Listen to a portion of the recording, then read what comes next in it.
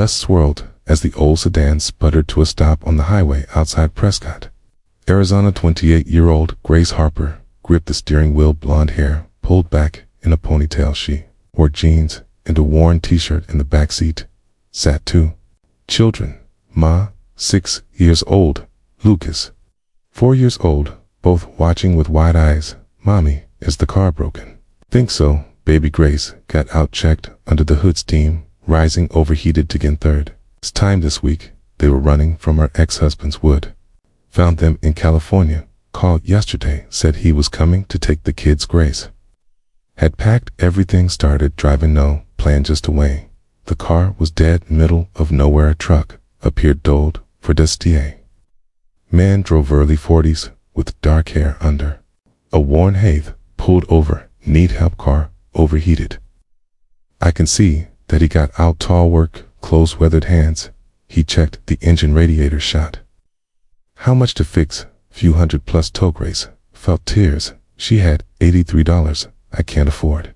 That the man studied her, saw the packed car, the scared children, the way she kept looking over her shoulder. Where you headed?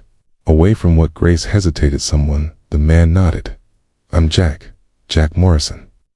I own a ranch 5 miles up. Can tow you there. Fix the car if you want. I can't pay. Okay. Didn't ask for payment. Grace looked at her children, at the empty highway, at the stranger offering help. Okay. At the ranch, beautiful sprawling mountains in the distance. Jack towed the car to a barn. I'll work on it tomorrow. Tonight you can stay. Guest house is empty. Can't impose. You're not imposing, Jack said. You're stranded. Happens. This is Montana hospitality. This is Arizona. Same principle. The guest house was small but clean, comfortable. Then the model steed been staying in Nema, and Lucas explored. Mommy, there's a real kitchen, okay, and beds and everything. That evening, Jack brought dinner, homemade stew bread. Made too much. Thought you might be hungry. Grace wanted to be suspicious, but he seemed genuine. Thank you. Over dinner on the porch while the kids ate inside, Jack asked, what are you running from? Grace told the truth. Her ex-husband, abusive it. Worse after. Lucas was born. I left 3 years ago. Got a restraining order. Moved to California. Changed our names, but he found us. Called yesterday. Said he's coming, so I ran again. Jack nodded. Where are you going? I don't know. Just away. Away isn't a plan. It's all I have. Jack studied her cars. Going to take 3 days. 2 fixed parts have to come in. You can stay here. Can't. Why not? Because I don't know you. Fair enough, Jack said. But your kids are exhausted. You're exhausted. 3 days rest. I'll fix the car, then you can go. Why would you help us? Because I've been where you are, running, scared, desperate. Over the next 3 days, Grace learned Jack's story. Had been married, wife and daughter. Car accidentate years ago. Both deed. Thrown himself into the ranch, work, isolation, survival.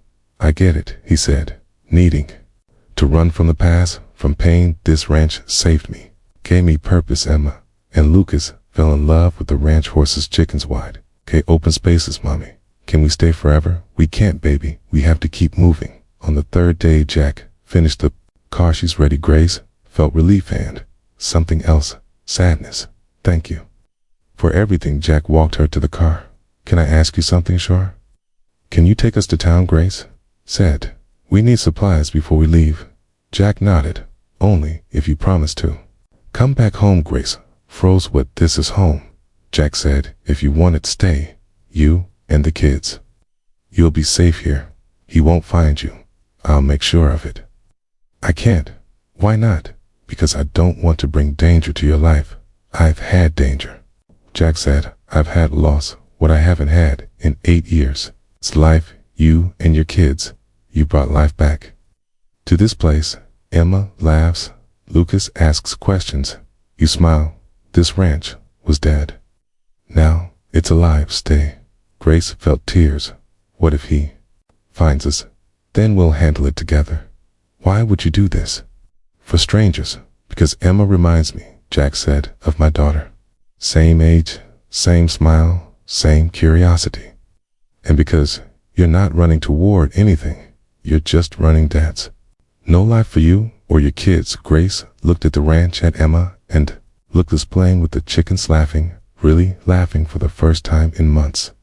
Okay, we'll stay for now. Over the following months, Grace and the kids settled in. She helped with the ranch, cooking books, managing accounts.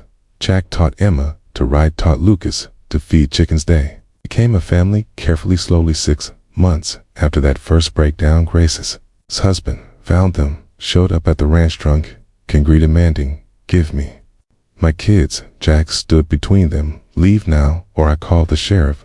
Those are my kids. Those are her kids." Jack said, "You lost them when you hurt their mother. Now leave or I'll make you the ex-husband." Swung. Jack blocked it. One punch. The ex-husband went down. Sheriff arrived. Grace had called. They arrested him.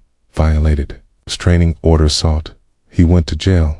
"It's over," Jack said, holding Grace. "He can't hurt you anymore." 1 year after that breakdown, Jack proposed. "Not fancy, just honest, Grace," he said. "Year ago, your car broke down on the highway. I offered to help you. We're running."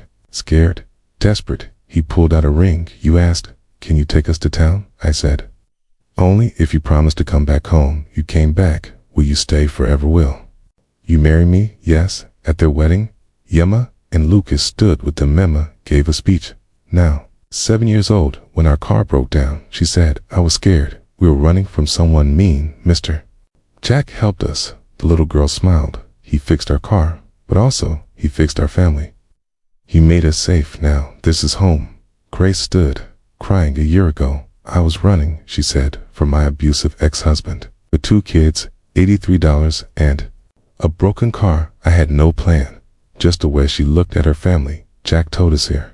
Fix the car. Could have sent us away. Instead, he said, stay. He made this home for children who weren't his, for a woman running from trauma. He gave us safety when we had nothing." Jack spoke. 8 years ago, he said, "I lost my wife and daughter. This ranch became a tomb. It's just me working, surviving, not living." His voice thick. Then a car broke down. On my highway, a woman with 2 kids running from danger. I fixed the car, but they fixed me. Emma brought laughter back. Lucas brought curiosity. Grace brought life. When Grace asked, "Can you take us to town?" I said, "Only if you promise to come back home." She came back, made this place home again, saved me by letting me save her. Years later, when people asked how they met, Jack would say her car broke down on the highway. Grace would add, "He told us to his ranch." We never left, and Emma and Lucas would say, "We were running. Mom asked Jack to take us to town.